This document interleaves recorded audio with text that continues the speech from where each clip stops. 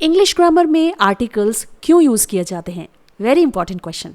आइए आज के इस वीडियो में जानते हैं कि आर्टिकल्स को हम क्यों यूज करते हैं और इन्हें कैसे और कब सेंटेंसेस में प्रयोग में लाया जाता है। दोस्तों, स्वागत है आपका मेरे चैनल पर। यदि अभी तक आपने मेरे चैनल को सब्सक्राइब नहीं किया है तो जल्दी जाइए चैनल को सब्सक्राइब कीजिए और साथ ही में लगे बेल आइकन को जरूर प्रेस कीजिएगा। नोटिफिकेशन आप तक टाइमली पहुंचते रहेंगे। चलिए शुरू करते हैं इस वीडियो को और जानते हैं आर्टिकल्स के बारे में। तो फ्रेंड्स, सबसे पहला क्वेश्चन जो हमारे दिमाग में आता है कि आर्टिकल्स हम यूज क्यों करते हैं। इंग्लिश ग्रामर में आर्टिकल्स नाउन के बारे में यानी नाउन को डिस्क्राइब करने के लिए किए जाते हैं। टेक्निकली यदि कहा जाए तो आर्टिकल्स एक तरीके से विशेषण यानी कि एडजेक्टिव्स ही होते हैं जो नाउन के पहले लगाए जाते हैं। ऑलराइट दोस्तों, यहाँ पर हमारे माइंड में एक क्वेश्चन और रेज हो सकता है कि हम नाउन से पहले ही आर्टिकल्स क्यों लगाएं। तो चलिए इसका आंसर समझ लीजिए। किसी भी नाउन के पहले हम आर्टिकल्स इसीलिए लगाते हैं ताकि हम यह बता सकें कि वह नाउन स्पेसिफिक है या फिर जनरल। बस इतनी सी ही बात है। इसीलिए सेंटेंसेस में हम नाउन से पहले आर्टिकल्स को ऐड कर देते हैं। उम्मीद है दोस्तों आप सभी को समझ में आ गया होगा कि आर्टिकल्स का यूज हम इंग्लिश ग्रामर में क्यों करते हैं। आइए जानते हैं कुछ और बातें आर्टिकल से रिलेटेड। इंग्लिश ग्रामर में आर्टिकल्स दो प्रकार के होते हैं। सबसे पहला होता है इनडेफिनिट आर्टिकल। जी हाँ, इनडेफिनिट आर्टिकल में हम इंक्लूड करते हैं ए और एन को। उसके बाद आता है डेफिनिट आर्टिकल। डेफिनिट आर्टिकल में हम द को इंक्लूड करते हैं और इन आर्टिकल्स का यूज हम नाउन्स और नाउन्स के ही इक्विवेलेंट यानी नाउन के जैसे दिखने वाले वर्ड्स के आगे करते हैं, चाहे हम किसी भी सेंटेंस को लिख रहे हों या फिर बोल रहे हों। उम्मीद है दोस्तों यहाँ तक आपके समझ में आ गया होगा। Now again some questions are raised and what are these. First question is where do we use a और एन। जी हाँ, ए और एन का यूज कहाँ पर किया जाता है जो कि इनडेफिनिट आर्टिकल होते हैं। तो आंसर जानिए।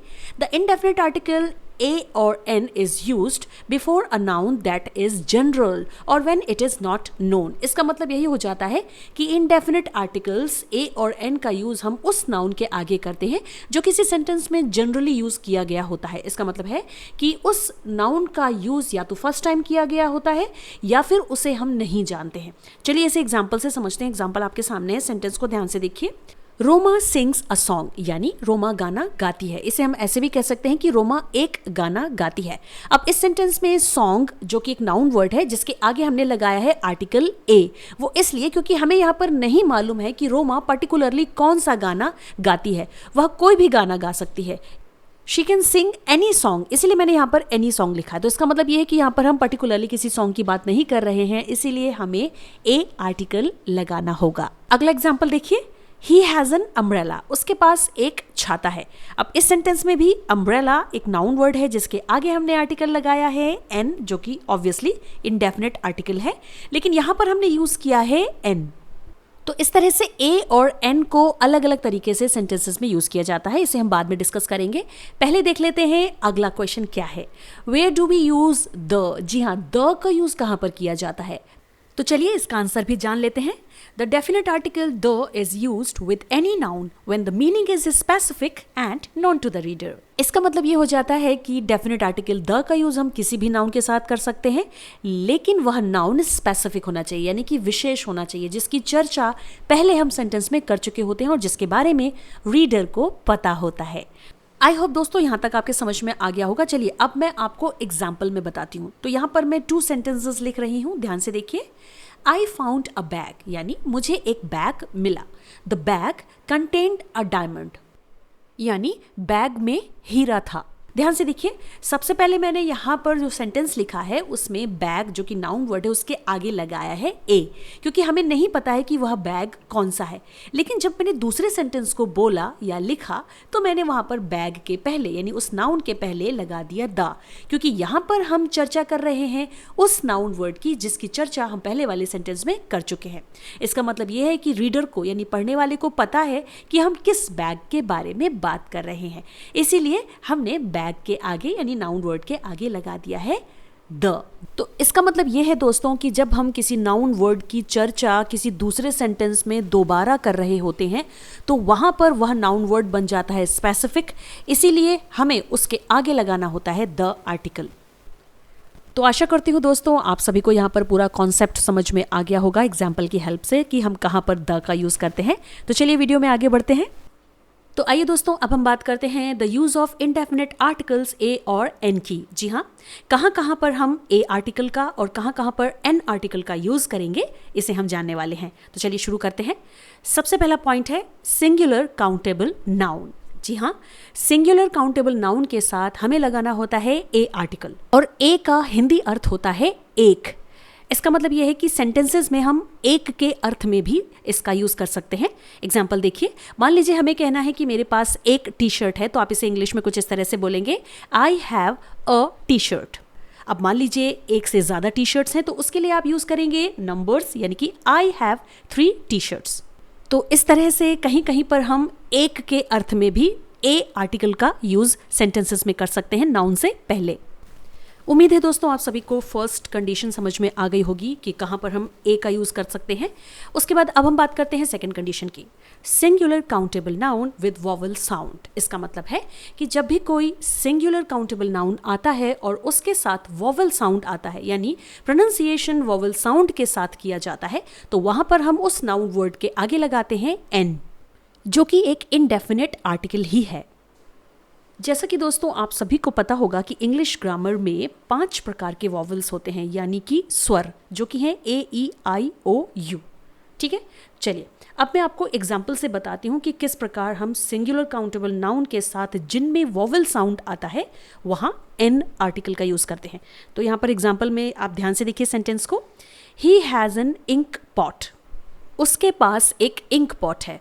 तो यहाँ पर इस सेंटेंस में इंक पॉट एक नाउन वर्ड है जिसकी शुरुआत आई लेटर से हो रही है और आई एक वॉवल है। तो यहाँ पर साउंड भी आई का आ रहा है और आई यहाँ पर दिखाई भी दे रहा है, जो कि एक वॉवल है। तो इसीलिए हम इंक पॉट नाउन वर्ड के आगे लगाएंगे एन। लेकिन कहीं पर ऐसी कंडीशंस भी पाई जाती हैं कि नाउन वर्ड का फर्स्ट लेटर कॉन्सोनेंट होता है, लेकिन वहाँ पर साउंड वॉवल का आ रहा होता है। तो ऐसे में भी हम एन आर्टिकल का ही यूज़ करेंगे। तो चलिए एग्जाम्पल में देख लेते हैं, जैसे एन ऑनेस्ट मैन। तो सबसे पहले मैं आपको यहाँ पर बता दूं कि ऑनेस्ट जो वर्ड आप देख रहे हैं, यह एक एडजेक्टिव वर्ड है जो कि नाउन वर्ड के साथ आया हुआ है, और नाउन वर्ड है मैन।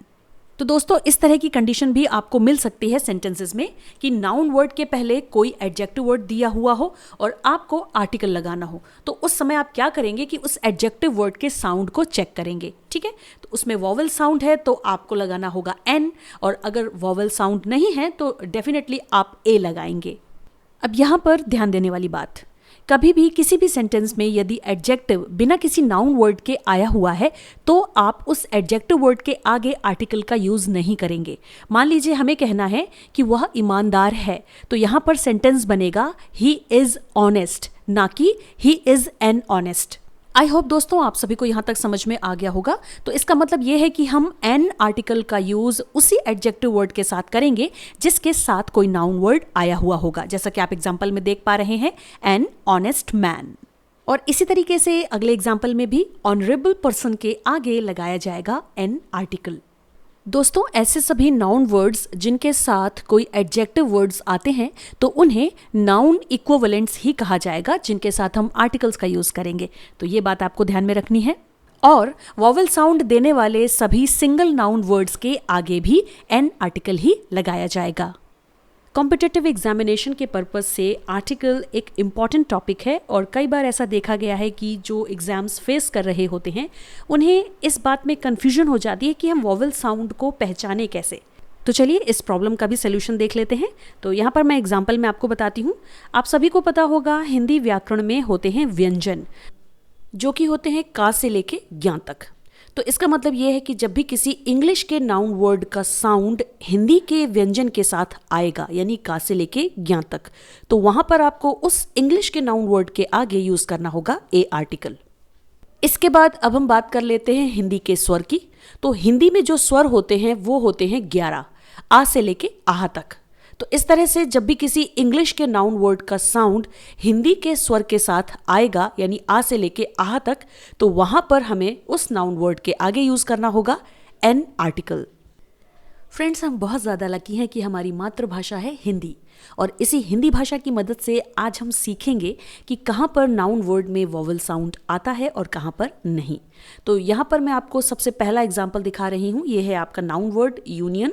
यूनियन में आप देख पा रहे हैं यू, यहाँ पर इंग्लिश का वॉवल आया हुआ है, बट यहाँ पर जो साउंड है वो हिंदी के व्यंजन का आ रहा है। जैसा कि आप देख सकते हैं यहाँ पर मैंने लिखा है यूनियन, जिसमें जो पहला वर्ण है वो है या, और या यहाँ पर एक व्यंजन है यानी कि कॉन्सोनेंट। तो इस तरह से यहाँ पर नाउन वर्ड में व्यंजन का साउंड आ रहा है, कॉन्सोनेंट का साउंड आ रहा है, इसलिए यहाँ पर हम यूज करेंगे ए आर्टिकल। सो आई होप यहाँ तक आपके समझ में आ गया होगा। अब अगला एग्जाम्पल है एक और नाउन वर्ड का, जो कि है यूनिवर्सिटी। और यहाँ पर यूनिवर्सिटी वर्ड की स्टार्टिंग हो रही है इंग्लिश के लेटर यू से, जो कि एक वॉवल है। लेकिन जैसा कि आप देख पा रहे हैं मैंने यहाँ पर हिंदी में इसका प्रोनाउंसिएशन लिखा है यूनिवर्सिटी, जिसकी स्टार्टिंग हो रही है हिंदी के व्यंजन या से। इसका मतलब ये है कि हमें यूनिवर्सिटी के आगे लगाना होगा ए आर्टिकल। तो इस तरह से हम कॉन्सोनेंट के साउंड को भी पहचान सकते हैं। आइए अब देखते हैं अगला नाउन वर्ड, जो कि है हाउस। यहाँ पर देखिए मैंने हिंदी में लिखा है हाउस का प्रोनाउंसिएशन, जिसमें शुरुआत हो रही है हा व्यंजन के साथ। तो इसका मतलब ये है कि हमें हाउस वर्ड के आगे भी लगाना होगा ए आर्टिकल। अब यहाँ पर दोस्तों आप हाउस वर्ड को ध्यान से देखिए। यहाँ पर इस हाउस नाउन वर्ड का जो फर्स्ट लेटर है वो है कॉन्सोनेंट यानी कि एच। और कमाल की बात यह है कि इसका साउंड भी कॉन्सोनेंट का ही आ रहा है, यानी हिंदी के व्यंजन हा का। तो यहाँ पर आपको एक बात ध्यान में रखनी है कि किसी भी नाउन वर्ड का फर्स्ट लेटर कुछ भी हो सकता है, कॉन्सोनेंट या फिर वॉवेल, लेकिन आपको सिर्फ पहचानना है उसके साउंड को। उम्मीद करती हूँ दोस्तों यहाँ तक आपके समझ में आ गया होगा। चलिए देखते हैं नेक्स्ट एग्जाम्पल नाउन वर्ड का। तो अगला जो हमारा नाउन वर्ड है वो है ईयर। यहाँ पर ईयर वर्ड की जो शुरुआत हो रही है वो ई लेटर से हो रही है, जो कि एक वॉवल है, और यहाँ पर साउंड भी वॉवल का ही आ रहा है, यानी हिंदी के स्वर ई का। तो इसीलिए यहाँ पर हम ईयर के आगे लगाएंगे एन आर्टिकल।